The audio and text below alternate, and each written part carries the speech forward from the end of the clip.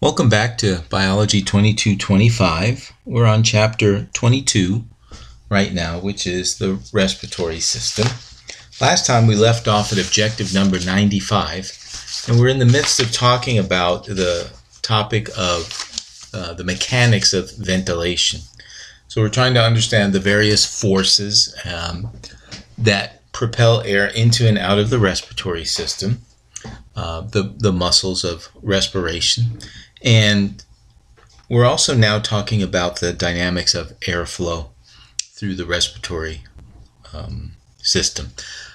We've already talked about how the dynamics of flow are fairly similar to what we saw with blood flow in blood vessels, that being that resistance plays a role in determining flow, and that the flow is inversely proportional to the resistance. And we also saw that flow is also directly proportional to delta P, differences in pressure between two points in the system.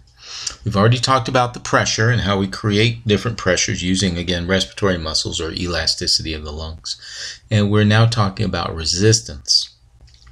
Last time we discussed the factors that affect resistance, and we saw that there were two factors, and those two factors are diameter of the air passages, mostly the bronchioles, and pulmonary compliance.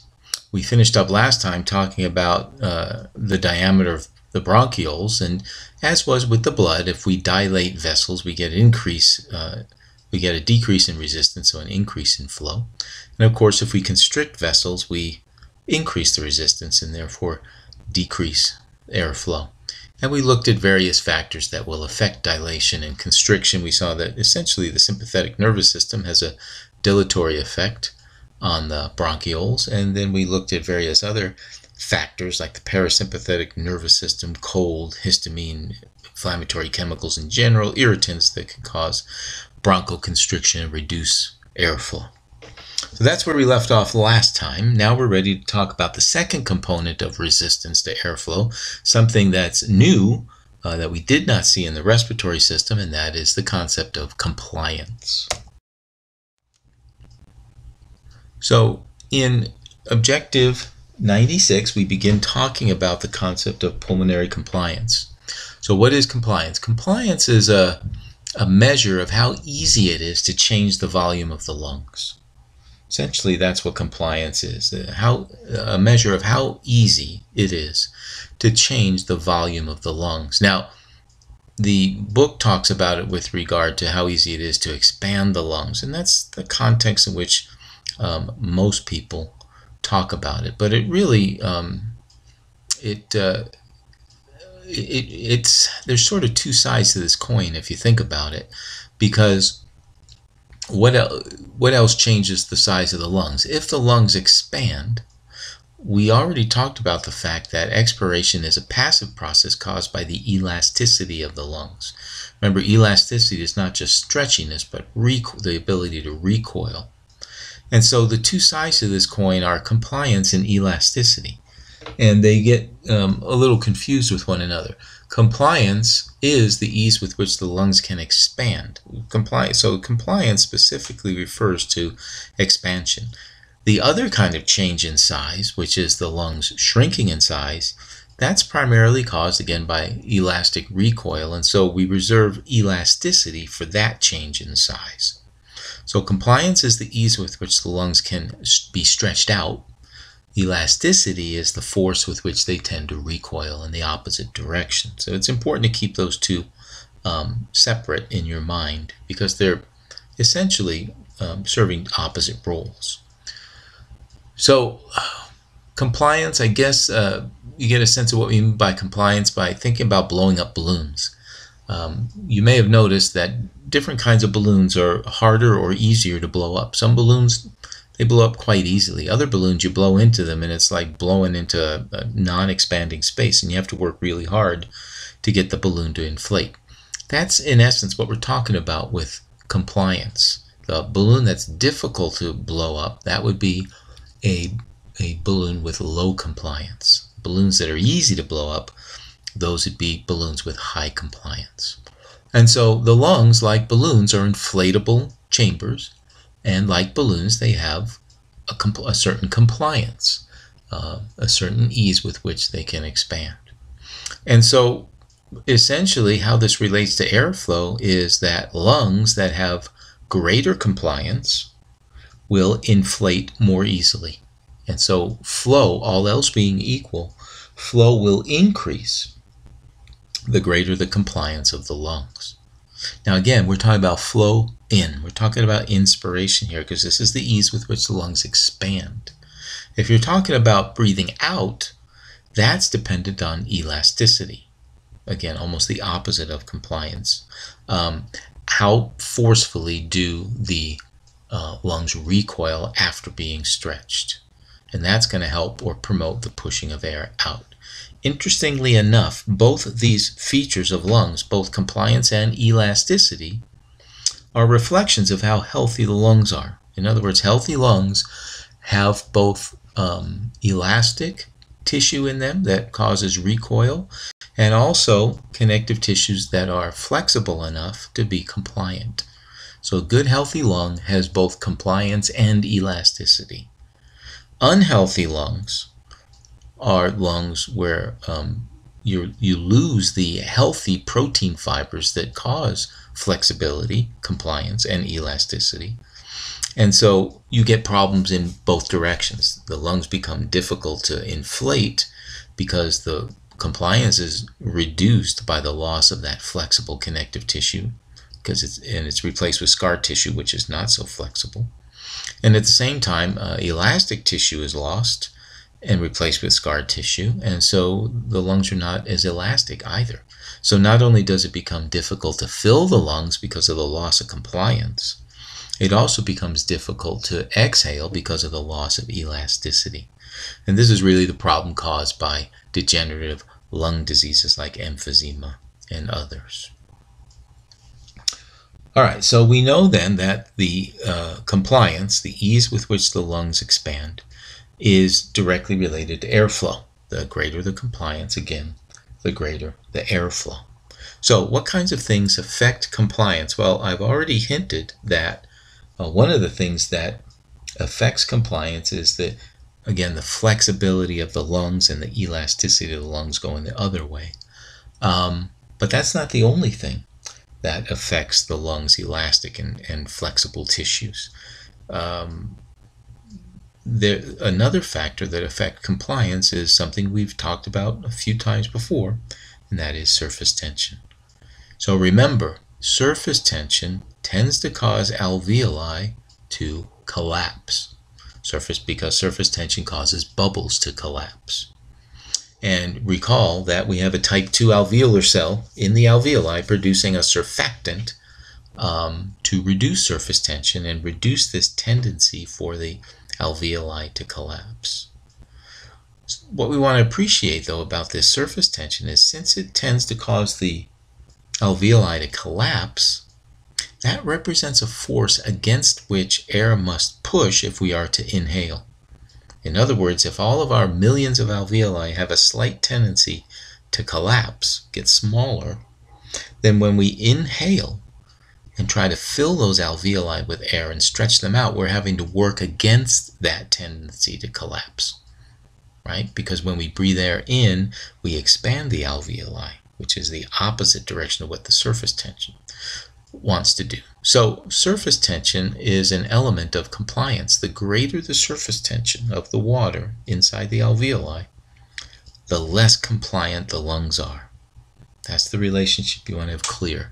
The greater the surface tension inside the alveoli, the lower the compliance. It becomes more difficult to inflate the lungs because they have a greater tendency to want to collapse.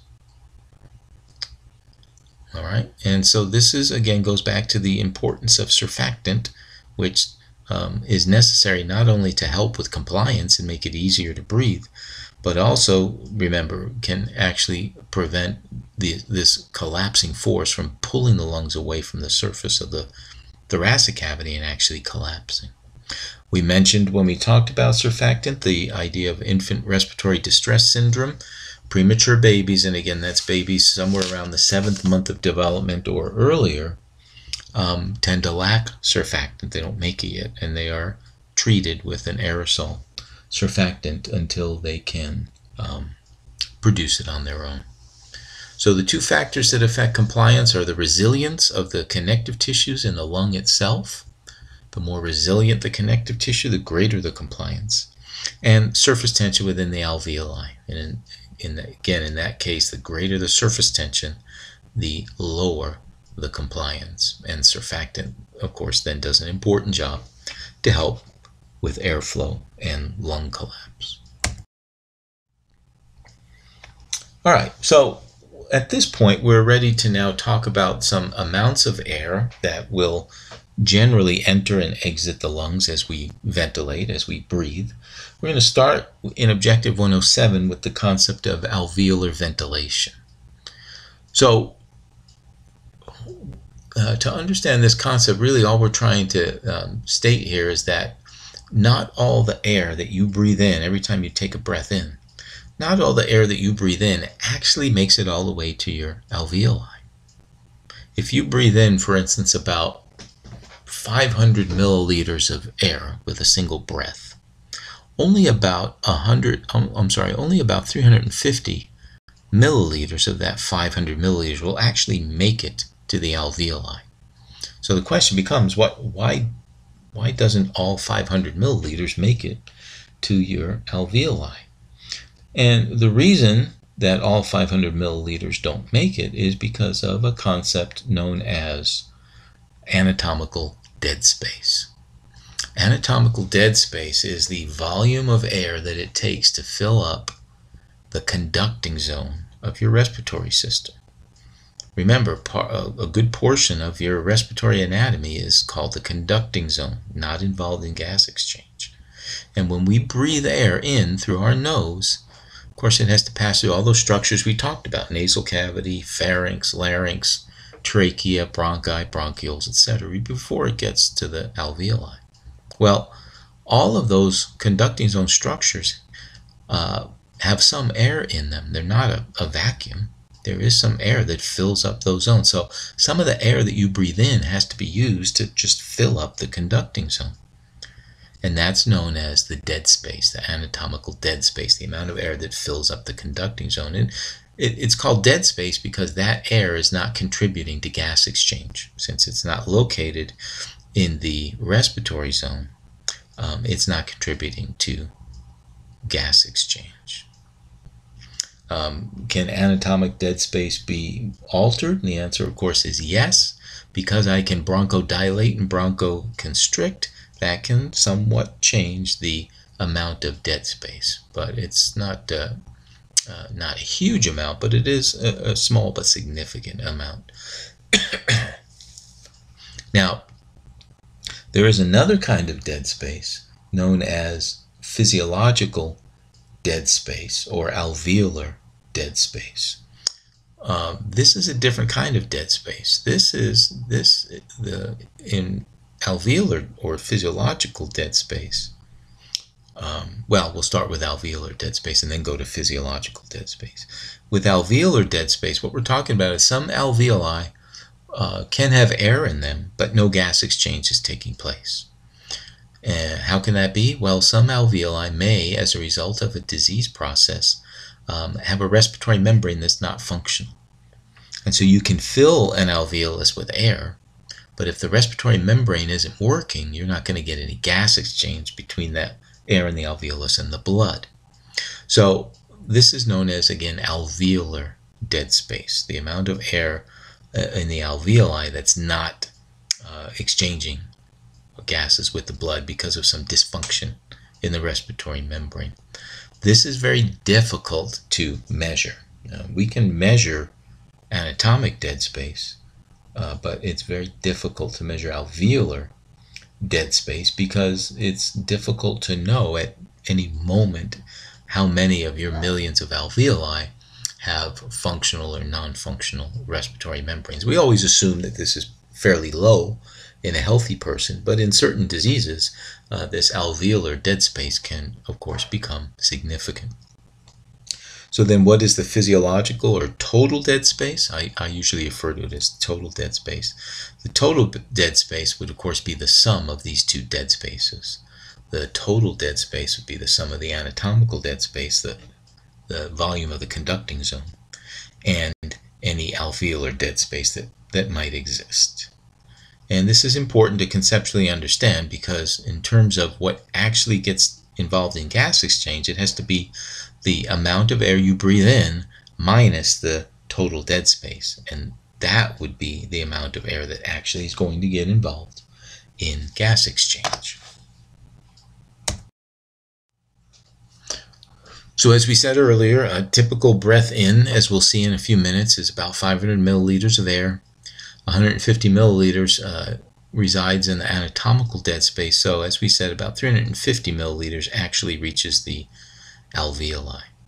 And so if we wanted to, assuming that a person is completely healthy and there is no alveolar dead space, the alveolar ventilation rate, the rate at which we're sending air into the alveoli, would simply be the amount of air that actually reaches the alveoli, which is, again, in this scenario, 350 times the respiratory rate, which I think we've already commented at rest is about 12 breaths per minute. And so that would, the alveolar ventilation rate then would add up to be about 4,200 milliliters per minute, just over 4 liters per minute. And this is a sort of, again, there's lots of variation around this physiological measurement, but this is typical of what is required to maintain adequate oxygenation of our tissues, about 4,200 milliliters per minute. And so notice, if you have a disease or you have some sick illness, some respiratory illness, the alveolar ventilation rate is going to go down, because the air that ventilates the alveoli, this first number here, is not going to be 350 anymore, because we're going to have to subtract from that any alveolar dead space, any air that's occupying non-functional alveoli. So this would go down, causing your alveolar ventilation rate to go down. If it's a serious problem, we may have to compensate by an increased respiratory rate. And that's why some people with respiratory distress end up with higher than normal respiratory rates, trying to compensate for the reduction in the air that's actually reaching the alveoli. Okay, now of this air that we're moving in, again about 350 milliliters per breath, and then when we breathe out 350 milliliters of air, it's usually about the same that we breathe in and then breathe out. I just want to point out something interesting, that the 350 that we breathe out on the next breath is not necessarily the same 350 milliliters of air that we breathed in to begin with. And you might scratch your head at that one and say, well, how can we breathe in 350 and then breathe out 350 and it's not the same 350? Well, again, remember, the lungs never completely collapse under normal circumstances. So even when you begin to breathe in, you're not breathing air into lungs that are completely empty. If they were completely empty, they would be collapsed. So the lungs already have air in them, just the air required to keep them inflated and keep them from collapsing. So there's a certain volume in the lungs that's there already. And so when you breathe in 350 milliliters, it mixes with the air that's already in the lungs. And so the 350 that you breathe out is not necessarily the same exact molecules that you just breathed in, because you have some of that volume that's already in the lungs. Now, some of that extra volume that's in there, you can breathe out. For instance, if you expired or exhaled as hard as you possibly could, I mean, imagine blowing everything you possibly can out of your lungs, empty your lungs, and then breathe in 350 milliliters. Well, you still wouldn't breathe out the same 350 on the next breath. Why? Because when you push that air out as hard as you can and try as hard as you can to empty your lungs, you still can never completely empty your lungs. It's under normal circumstances, it's physiologically impossible to get all the air out of your lungs, no matter how hard you push. And again, the reason is because we never want our lungs to collapse. And since we're never allowing our lungs to collapse, there's got to be some air in the lungs at all times. And there's actually a name for this amount of air that's always in the lungs, no matter how hard you try to push air out. It is known as the residual volume.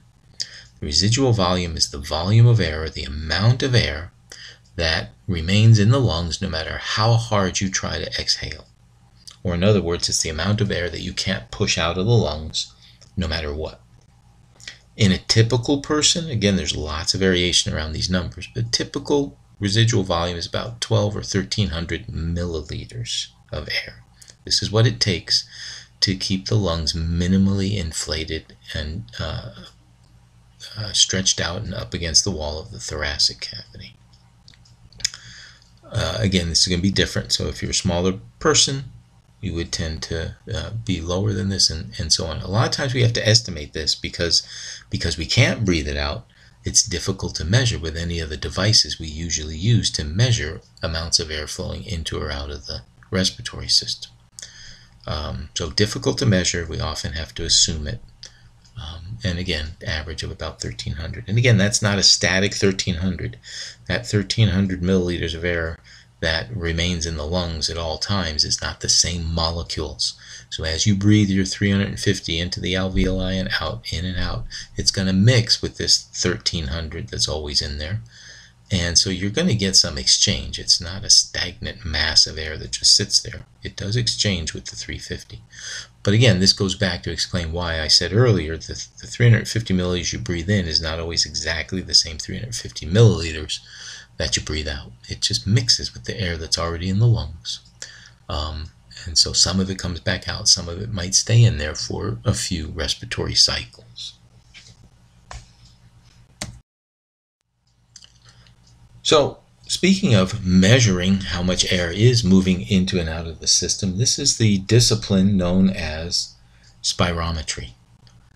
Spirometry is the measurement of volumes of air that are moving into and out of the respiratory system. And to perform spirometry, we use a device called a spirometer. A spirometer is a device that can either measure how much air is coming out of the system, usually by measuring what's coming out your mouth and or nose. And some spirometers can also measure how much you are breathing in at any particular time. The spirometers that can measure inspiration have to be a little more carefully designed because they're often used by multiple patients, and so they have to have special filters to prevent cross-contamination of patients that are breathing both out and into these devices.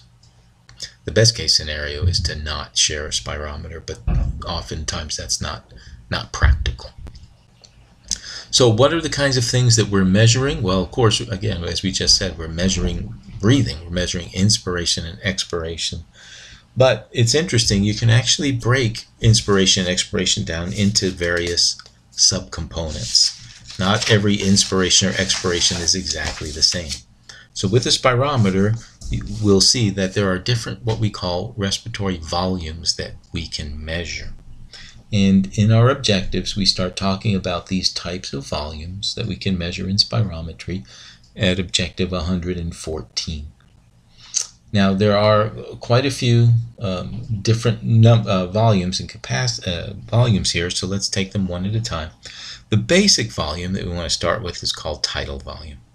Tidal refers to a mass of fluid moving in and out, two directions, just like the tide. The ocean tide comes in and then goes out, comes in and goes out. So does the air we breathe, right? Comes in and goes out. Tidal volume is the amount of air inhaled or exhaled. It's not a combination. This makes, in this PowerPoint, it looks like you add the two up. That's not what it is. It's either or. The amount of air, the volume of air you inhale or exhale during breathing. And typically that's about 500 milliliters. Typically it's about 500 milliliters. So in other words, that's the volume of a typical breath. Now, there are some other volumes beside this. We can do more than just normal breathing. If we start to exercise, for instance, intuitively you know that you start to breathe more deeply. Well, when you breathe more deeply, if you think about it, not only do you inspire more deeply, you also expire more thoroughly as well. So we don't just get an increase in inspiration during exercise, we also get an increase in expiration. So there must be these extra amounts of air that we can inspire and expire when we need to. And that's what these next two volumes are. Inspiratory reserve volume and expiratory reserve volume. Inspiratory reserve volume is the extra amount of air you can breathe in above and beyond normal tidal volume. So you get to the end of a normal breath in, and then instead of breathing out like you normally would, you breathe in as much as you can and use a spirometer to measure that extra bit that you can breathe in. And that would be your inspiratory reserve volume. Because of the great compliance of lungs, this is usually a fairly significant number. Typical inspiratory reserve volume being about 3 liters, 3,000 milliliters. So that's significantly more than the typical breath of 500. What about expiratory reserve volume? Again, it's the extra amount of air you can breathe out, if you need to, following a normal tidal expiration. So in other words, you get to the end of a normal breath out, and instead of breathing in like you normally want to, after the normal breath out, you just continue to push air out as hard as you can. And try as hard as you can to, again, empty your lungs, even though we know you can't totally empty your lungs. This is your expiratory reserve volume, the extra bit you can expire after a normal expiration. Notice it's not as big as inspiratory reserve volume. It's only about 1,200 milliliters. And again, there's a limit on this because, once again, we can't allow the lungs to collapse. So they can only get so small before you reach the limit beyond which they would pull away from the walls of the chest cavity. So here we see a picture of a spirometer. There are many different types of spirometer. In this one, the airflow is being done through the mouth. And you'll notice the nose is clipped to prevent any stray air from moving in or out through the nose, to make sure we capture all the air movement through the system solely through the mouth. Here is a diagram of some of these volumes. If you hook your spirometer, in the old days we hooked spirometers up to a rotating tank with graph paper on it, and the pen would move up and down tracing these volumes. These days most spirometers are just digital. But what you see is on the y-axis you see the amount of air that's filling the lungs, and on the x-axis is an implied time axis, just some unit of time. And so what we see here in this beginning part is just normal breathing. Right? Just normal breathing in and out, inspiration, expiration, inspiration, expiration. And so the volume of this normal inspiration would be tidal volume. Just this white bar here, that's tidal volume. And notice it's about 500. Notice it's either or. It's not inspiration plus expiration. That would be 1,000. It's just inspiration or expiration. Either way, it's about 500. So that's tidal volume. Remember we said if you get to the end of a normal breath out and then push the extra bit that you possibly can out, that's expiratory reserve volume. The extra bit you can push out after a normal breath out. On this side here, remember after a normal breath in, how much more can you breathe in after a normal breath in? What's the extra bit you can breathe in? That was inspiratory reserve volume. And again, we said that was about 3,000 milliliters, which is what we're seeing right here. All right, before I move on, I do want to point out that on this diagram we see residual volume, which we already talked about, the amount of air that you can't push out no matter how hard, because you can't let your lungs collapse. And we said that the typical value of residual volume is about 1,300 milliliters or so, which is just about where this would be on this diagram. It's about 13 on this graph, about 1,300 milliliters. All right, so there's the volumes we've talked about: residual volume, tidal volume, inspiratory reserve volume, and expiratory reserve volume. But we have some numbers here as well, some other values. You'll notice these are all referred to as capacities. Capacities. So first of all, what's the difference between a volume and a capacity? Well, a capacity is a combination of two or more volumes. Or in other words, a capacity is the sum of two or more particular volumes. So what kind of capacities do we have to consider? Well, if we look at objective 120 and 121, 122, 123, those are all the various capacities. We have vital capacity, inspiratory capacity, functional residual capacity, and total lung capacity. And these are fairly self-explanatory, and you can see them here on the graph. The one we most commonly measure with a spirometer is vital capacity. Vital capacity can be described in a couple of ways. Vital capacity is the maximum amount of air that can be exchanged with the environment. That's one way I like to describe it. Vital capacity is the maximum amount of air that can be exchanged with the atmosphere. And if you think about it, what would vital capacity be? It would be your normal tidal volume, the normal amount you can breathe in and out, in or out, plus your inspiratory reserve volume, the extra amount you can breathe in, plus the expiratory reserve volume, the extra amount you can breathe out. So vital capacity, the maximum amount of air that you can actually move between your lungs and the environment, is really just three of these basic volumes all added together. Tidal volume plus inspiratory reserve volume plus expiratory reserve volume. I say we measure vital capacity frequently with spirometers because vital capacity is a good indicator of pulmonary function. If something's going wrong, emphysema, asthma, things like that, it often shows up in vital capacity. So what would a typical vital capacity be if we added up all three of these numbers? It's going to be about 500 plus 3,000 plus expiratory reserve, which I didn't say earlier, it tends to average around 1,200. Add all those three together and you get about 4,700 milliliters. So a typical maximum amount of air that you can exchange with the atmosphere is almost 5 liters, about 4,700 milliliters. Okay, and some of the other capacities, kind of self-explanatory. Inspiratory capacity is just the amount you can breathe in following a normal tidal expiration. And so it's inspiratory reserve volume plus tidal volume. That's what we combine to make what's called inspiratory capacity. That's usually averages 3,500 milliliters. Then we have something called functional residual capacity. Functional residual capacity is how much air is in the lungs following a normal breath out. So you take a normal breath out and then you start getting ready to breathe in again under normal resting conditions. Well, how much air is in the lungs at that point after a normal breath out? That's what we call functional residual capacity, and that of course is a combination of your residual volume and your expiratory reserve volume. You add those two together and that gives you your functional residual capacity, which averages about 2,500 milliliters or so. And then finally, the largest of all the capacities is the total lung capacity. The total lung capacity is what's the total amount of air that a completely full lung would hold. So you breathe in as deeply as you possibly can.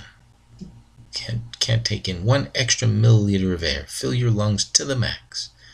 How much total air altogether would be in the lungs? It would be your total lung capacity. And again, note that's a different thing from vital capacity. Vital capacity is how much, the maximum amount you can move in and out. Total lung capacity is just the total amount of air in a totally full set of lungs. And that is, of course, all of the basic volumes added together. It's the vital capacity, which is these 3 volumes, plus the residual volume, because you have to count that too when you're adding up and trying to determine how much air is in total in your lungs. So these are just some of the straightforward capacities. And by the way, the typical value for total lung capacity is about 6,000 milliliters. About 6 liters is the amount of air that can fill the entire system.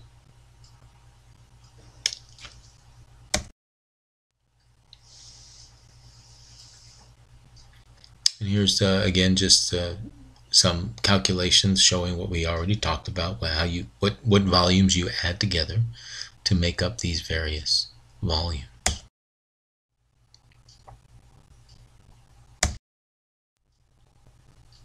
All right, so again, as we said, spirometry is how we measure these values and with a spirometer, and they help us by measuring these volumes and capacities. We can get a handle on whether somebody's pulmonary function is normal or not, and at least very broadly we can assess whether someone is suffering from a restrictive disorder or an obstructive disorder. So what are the differences between a restrictive disorder and obstructive disorder? Well, restrictive disorders are disorders that are a little easier to diagnose because restrictive disorders restrict the amount of air that someone can breathe. That's why they're called restrictive, because they're restricting the amount of air which the lungs can hold. And so there are a variety of diseases that can cause restrictive disorders. Oftentimes they're associated with reduced compliance. Right? If we reduce pulmonary compliance, then the lungs aren't going to be able to inflate so easily, and this will reduce the amount of air that we can typically inhale during a normal inspiration. So any disease that reduces the flexibility and elasticity of the lungs and affects compliance is going to be a kind of disease that we call a restrictive disorder. So black lung disease that coal miners used to get, tuberculosis, where you get the development of tubercles in the pulmonary tissue. These are both examples of restrictive disorders. This is a little bit different, of course, from an obstructive disorder. In an obstructive disorder, you have a normal amount of air that can be inhaled or exhaled. The problem, though, is how the rate at which the air flows into or out of the system. So the amount of air you can breathe is not affected, but the speed with which you can move that air in or out of the system is affected, and that's known as an obstructive disorder. So we're not restricting the amount of air, but we are obstructing the flow, making it take longer for the air to move into or out of the system. And so any disorder that's going to block an airway or narrow an airway is going to cause an obstructive disorder and slow down the airflow. So asthma or bronchitis, both of which cause bronchoconstriction, are both examples of obstructive disorders. Emphysema is a particularly nasty respiratory disorder because it has both elements of restrictive and obstructive disorders. Now, measuring an obstructive disorder is a little more difficult because you can't just measure an amount of air that somebody breathes into or out of a spirometer. Because again, in an obstructive disorder, the amount of air you breathe is not altered. It's the rate at which you're breathing it. So in order to diagnose an obstructive disorder, you have to add a time component to your spirometer measurements. You can't just measure an amount. You also have to have some sense of a time frame for how fast the air is moving in or out. And so one of the more common measurements that we take to diagnose an obstructive disorder is something called forced expiratory volume, or FEV. Forced expiratory volume is essentially the measurement of a patient's vital capacity. You ask them to breathe in as deeply as they possibly can, fill their lungs with as much air as they can hold, and then breathe everything they possibly can out into the spirometer. That, of course, would be the maximum amount of air that the patient could exchange with the atmosphere. So that's their vital capacity. But we don't just do that. We also use the machine, and again, it's easier these days with digital spirometers. We're also measuring the time it takes to blow out that vital capacity. And we usually do what's called the FEV1 test, which means we are looking to see how much of the vital capacity can be blown out in 1 second. And if a person is healthy and does not have an obstructive disorder, he or she should be able to blow out 75 to 85% of their vital capacity in the first second of expiration. So if you, again, tell them to breathe as deeply as they can and then blow it all out into the spirometer, 75 to 80% of their vital capacity, of their total, should be able to be expired or exhaled in the first second of that exercise. If this number is lower than 75%, then that's indicative of some kind of obstructive disorder.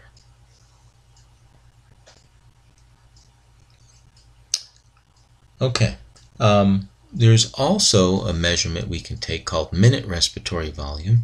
Minute respiratory volume is reminiscent of alveolar ventilation rate. It gives us an idea of how much air is being supplied to the system per minute.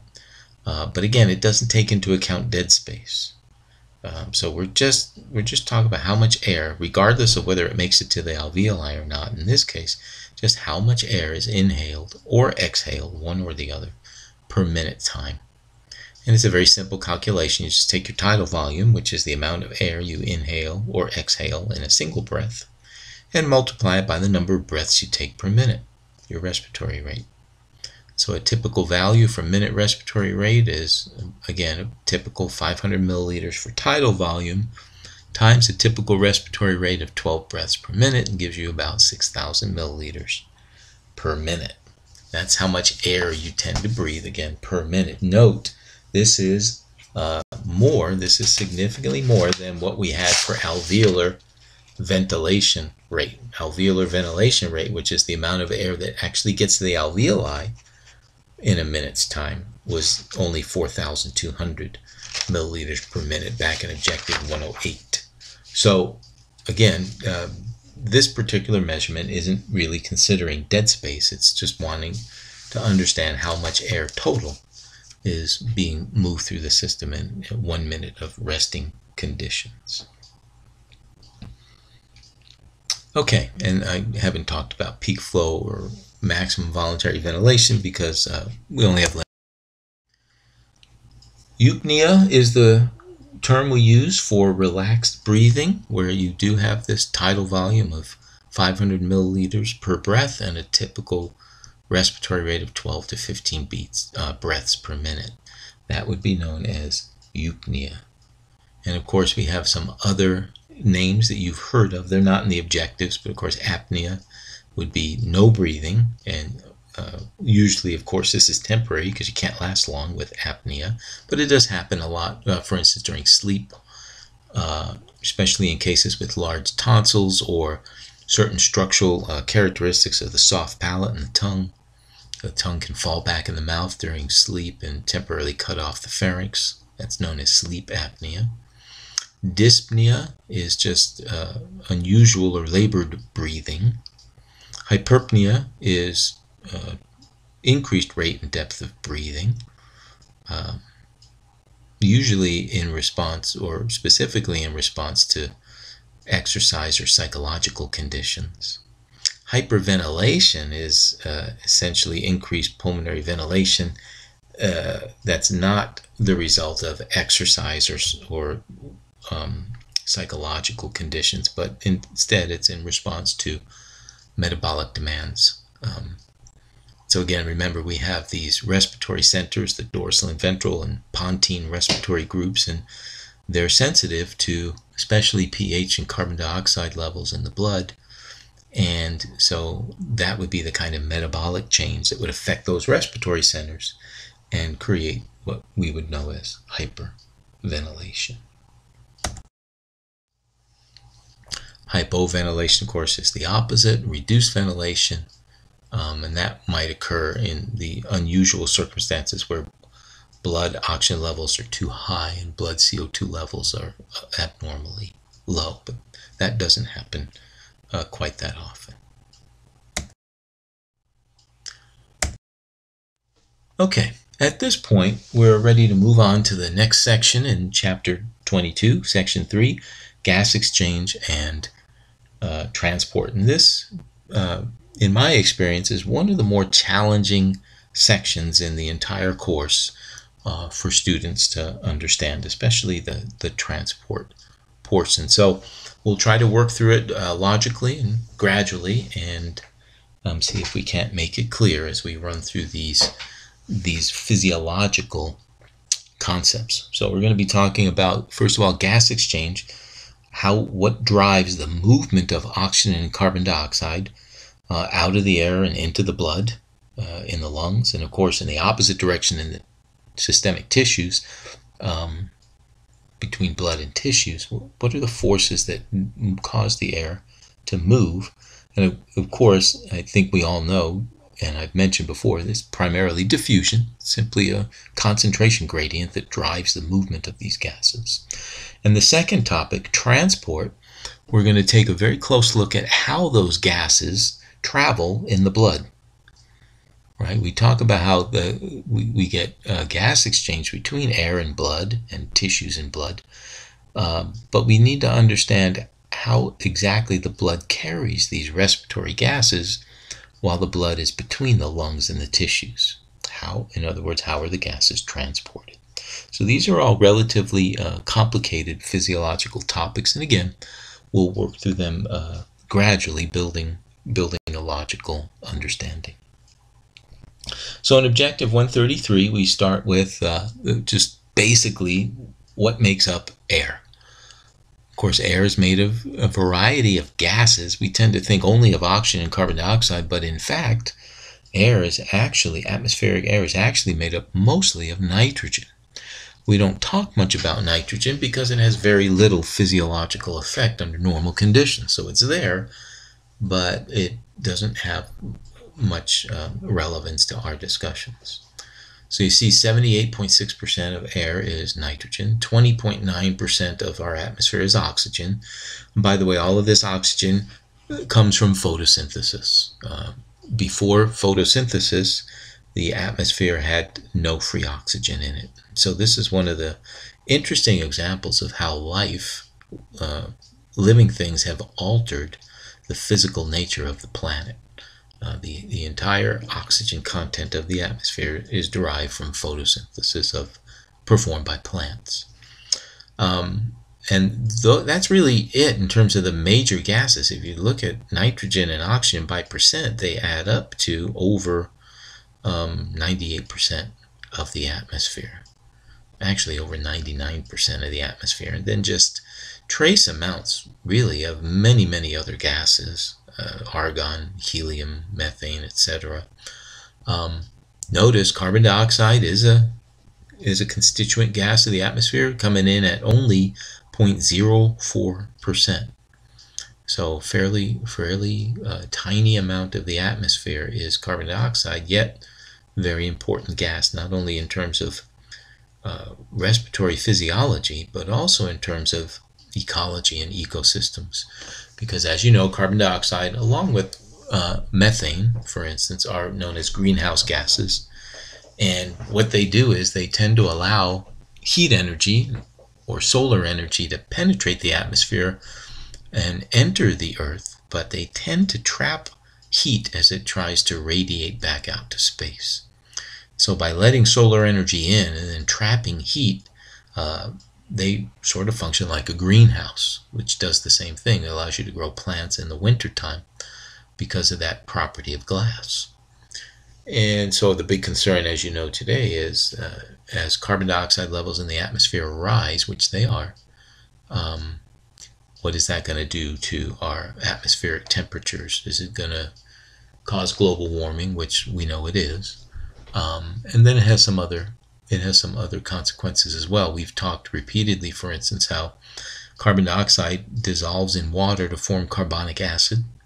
And so the more carbon dioxide that you have in the atmosphere, the more, of course, is going to dissolve into lakes and oceans.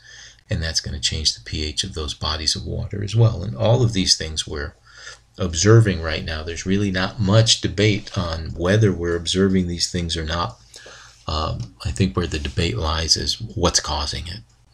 So it's not if carbon dioxide levels are rising, but what's causing it. Is it human caused, or is it part of a natural cycle? Because even before humans started burning fossil fuels, there were natural cycles of warming and cooling of the atmosphere.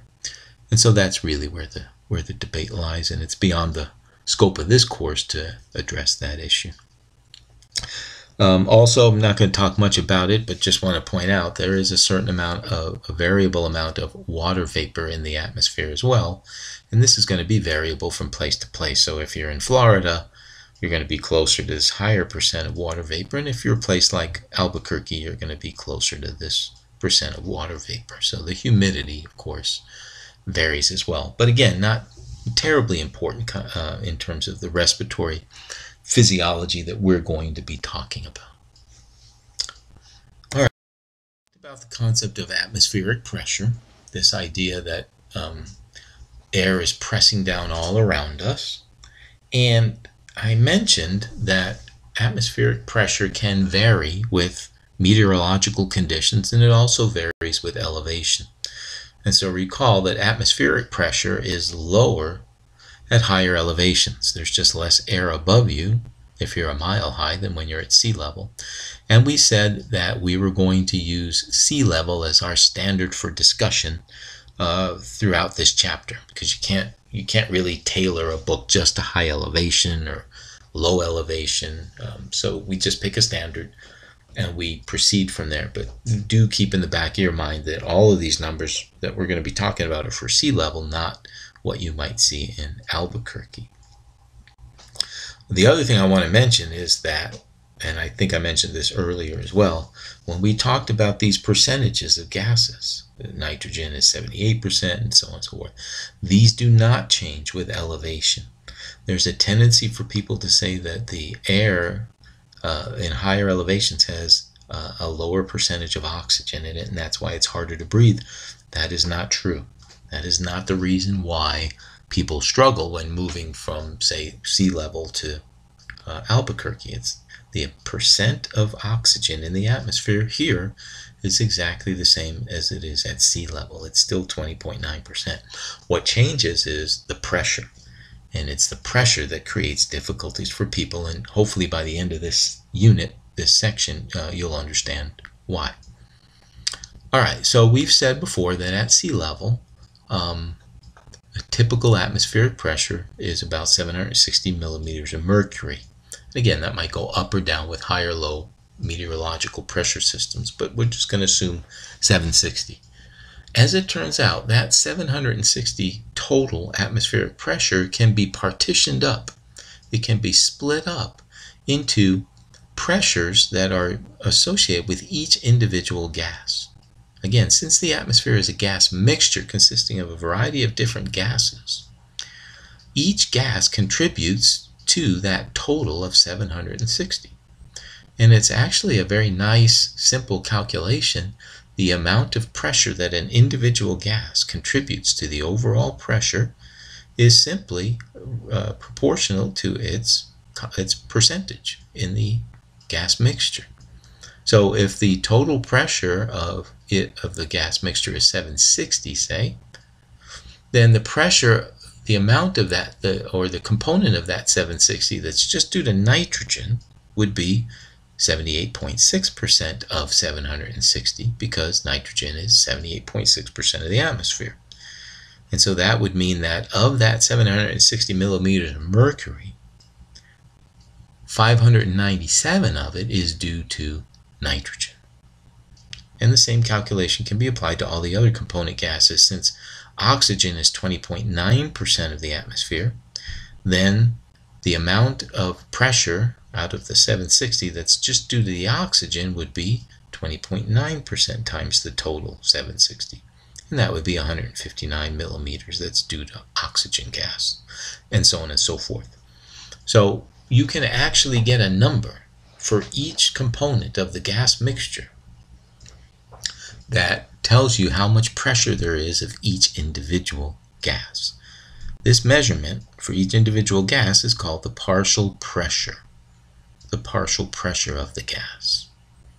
All right, so in a gas mixture, each component gas has its own partial pressure. And if you added up the partial pressures of all the component gases, it should add up to the total pressure of the gas mixture. Makes sense, right? Because of how it's determined. So this leads to something called Dalton's law. we've already seen Boyle's law. Remember, Boyle's law said that pressure and volume were inversely proportional. And that's how we explained the suction effect during inspiration and how we get expiration.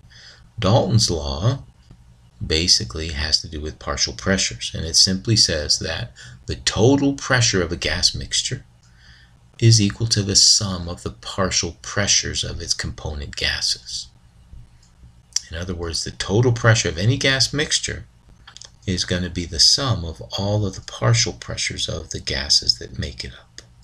Fairly straightforward kind of statement. Okay, so we know Dalton's law now. The total pressure of a gas mixture is equal to the sum of its partial pressures of its component gases, and we should at this point know how to calculate partial pressures for gases in a gas mixture. Simply the percent of the gas. If you know the percent of the gas and you know the total pressure of the gas, then you can calculate the partial pressure of a particular gas in a mixture. All right, so if we looked at air that we're breathing, it would have, of course, certain partial pressures. What's interesting to note is that the partial pressure of gases in the atmosphere are not the same as the partial pressure of gases in the air that we are breathing in and out. And there's a variety of reasons for this, and if you look at objective number 138 and just read it through, it'll make some sense, right? The air that we breathe out is not the same as the air in the atmosphere, because the air we drew in has gone through some gas exchange inside our lungs. So what do we expect? What do we expect exhaled? How do we expect exhaled air to differ from atmospheric air? Well, we expect the partial pressure of water to be higher because we know that we humidify the air as we breathe it in. So of course the air that comes out is going to be more humid. So pH2O, the partial pressure of water, is going to be higher, about 10 times higher. It's going to have less oxygen in it because as we breathe in, we're mixing the air with air that's already been in the dead space and residual volume, and that's going to lower the oxygen content. And of course, gas exchange is going to occur in the alveolus, and we're going to lose oxygen to the blood. So the air that comes back out that we exhale is going to have a much lower PO2 than of the air that's in the atmosphere. And of course, the PCO2, the partial pressure of carbon dioxide of the air, is going to be higher. Again, because the air is mixing with the air that's all been sitting in the respiratory system that didn't get exchanged on the previous breath. And of course, gas exchange is going to take place in the alveoli, causing some carbon dioxide to come out of the blood into the air. And so all the changes in partial pressures of the component gases between atmospheric air and the air that we exhale are predictable. I know that this particular slide says inspired air, but really where we see most of these differences is the air that we're exhaling after it's gone through all the exchange that's taken place. Speaking of exchange, we now get to the topic of gas exchange and what drives it. Of course, the term gas exchange simply refers to the movement of oxygen and carbon dioxide across the respiratory membrane. And again, it's probably obvious, but we want oxygen to move from the air in the alveolus into the blood, and we want carbon dioxide that's in the blood to be able to move into the air in the alveolus. And when that movement occurs of those two gases in opposite directions, that's what we refer to as gas exchange at the lungs. Remember, again, this gas exchange also has to occur at the tissues, but it occurs in the opposite direction at the tissues. The mechanism by which these gases move, the driving mechanism, is diffusion. Diffusion is the driving mechanism. We don't need any active transport mechanisms or pumps or anything like that. We're going to use simple concentration gradients to move these gases. And so what this implies is that there are, of course, then different concentrations of these gases between air and blood. Now, this raises an interesting question. Whenever we've talked about diffusion in the past, we have talked about it as diffusion occurring in a single medium. So for instance, in intro biology, we talk about, say, sugar diffusing throughout a glass of water, right? And so the sugar is moving from a high concentration in the water to a lower concentration in the water. Or we've talked about it as odor molecules spreading out through the air. So molecules moving from a place of higher concentration in the air to a place of lower concentration in the air. But in this particular scenario, we've got something a little bit different. We have gases diffusing from air into a fluid and from fluid into the air. We've got an air-water interface. And so that it doesn't change anything. It's just something you want to be mindful of, that we've got gas not only diffusing but also, I guess, dissolving into fluid at the same time. And so that puts a little twist on how do you measure concentration gradients when one side of the membrane is gas, air, and the other side of the membrane is fluid, blood. How do we equilibrate? How do we know whether one has a higher concentration or a lower concentration when we're dealing with two different mediums? Well, that's an interesting question. How does the body know, and how do we know what the concentration gradient is when we're exposing air to water and water to air? Well, as it turns out, there's a law known as Henry's law that helps us understand this. And what Henry's law tells us is, for a given temperature, because temperature does affect how much gas dissolves in solution, for a given temperature, the amount of gas that dissolves in a solution is determined by two things. Its solubility in that solvent, in this case water, and the partial pressure of that gas that's in the air. So in other words, when I expose water, any solution, any solvent, to air, a certain amount of gas will be able to dissolve into that solvent. And I know this is unusual because we usually think of solutes as being solid particles that are dissolving into solution, but gas molecules can also dissolve into solution. And so that's what we're talking about here. If I expose a solvent like water to a gas, that gas will be able to dissolve into solution. Some of it will move in. And again, intuitively, we should be familiar with this because we've all seen carbonated water, seltzer. What is seltzer? I think I've mentioned this early in the semester. Seltzer is nothing more than water that's been exposed to carbon dioxide gas, and a certain amount of that carbon dioxide gas has dissolved or diffused or moved into solution, and you have carbonated water. So the question becomes, what determines how much gas will move into a solution? Well, again, Henry's law is telling us that for a given temperature, it's really two things. It's solubility and partial pressure. Now, solubility is the same as it would mean for a solid solute dissolving in water. Some things are more soluble in water than others. Sugar dissolves easily in water. Salt dissolves easily in water. They have high solubility. Other things don't dissolve quite so easily in water. They have low solubility. Well, the same is true for gases. Certain gases have higher solubility in water than others. As it turns out, for instance, carbon dioxide is about 20 times more soluble in water than is oxygen. So all else being equal, carbon dioxide will have a greater tendency to move into solution, into water, than will oxygen. Again, that's all else being equal, but all else is not usually equal. But this high solubility of carbon dioxide in water is one of the reasons we use carbon dioxide to create seltzer. You could use any gas to create bubbles in solution, but because CO2 is so soluble in water, it's easy to get a very bubbly solution.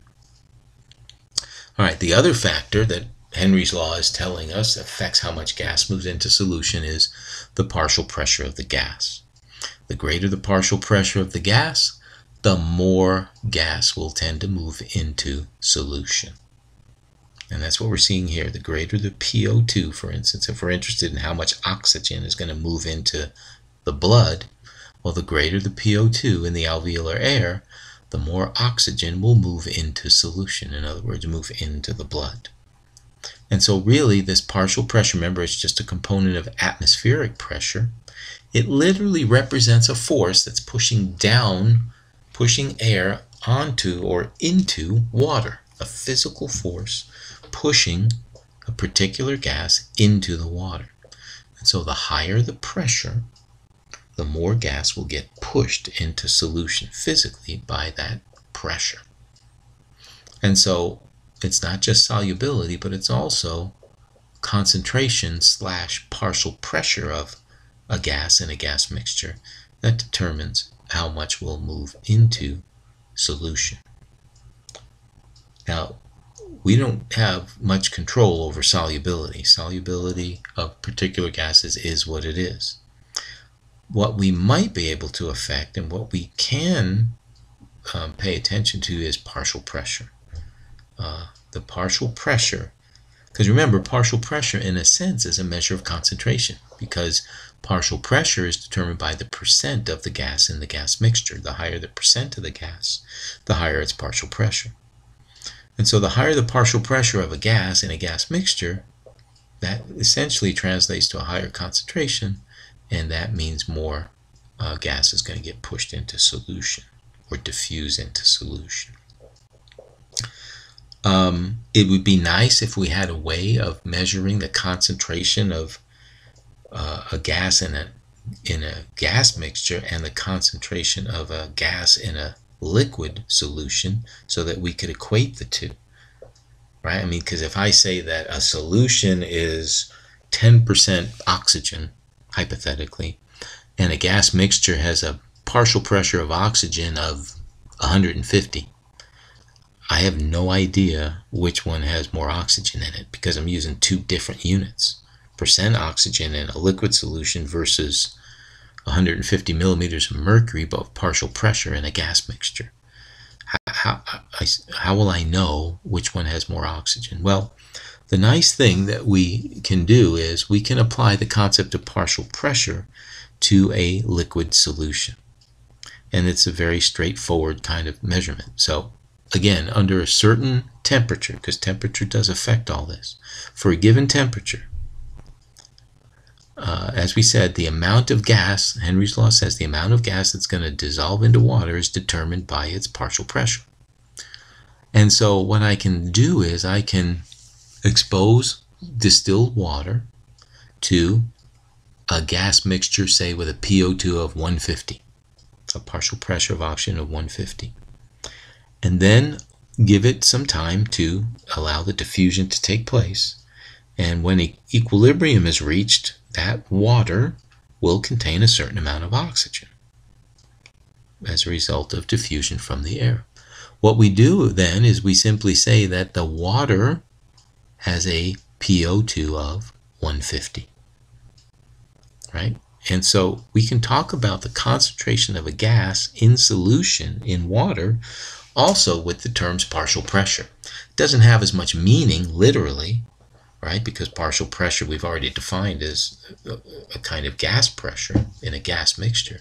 But when we say the PO2 of a solution is 150, what that simply means is that that solution of water has as much oxygen in it as it's supposed to have when it's been exposed to a gas mixture with a PO2 of 150. Okay, so if I have a gas mixture with a PO2 of 150 and I expose it to a water solution with a PO2 of 150, since those two numbers are equal, I'm not going to get any diffusion, right? Because that solution with a PO2 of 150 already has as much oxygen in it as it's supposed to when it's exposed to a gas mixture with a PO2 of 150. Right? So if I have air with a PO2 of 150 and a solution that's already got a PO2 of 150, essentially the concentrations of oxygen are the same, and I'm going to get no net diffusion. So that makes it easy. Now we can compare. And so now if I have a gas mixture with a partial pressure of oxygen, a PO2 of say 150, and I expose it to a solution, a water solution with a PO2 of say 100, what will I predict? Well, in that case, the air has a PO2 of 150, the solution has a PO2 of 100, I'm going to get diffusion of oxygen from the air into the solution because the air has a higher PO2 than the solution does. And so we use the term PO2 again, or PCO2 or PN2, whatever gas you're interested in. We use that term to indicate not only the partial pressure of the gas in the gas mixture, we also use it as a measure of how much gas is in solution. And by using the same scale, partial pressure of a gas, we can then predict which way a gas is going to diffuse. Okay, that's enough to think about for now. We've hit the 1 hour and 11 minute mark, so it's time to end today's video. We have pretty much gotten ourselves up to somewhere around objective 142, 143. And so we're going to pick up there next time and continue this discussion about the forces that drive gases in one direction or another during gas exchange. Until then, stay safe.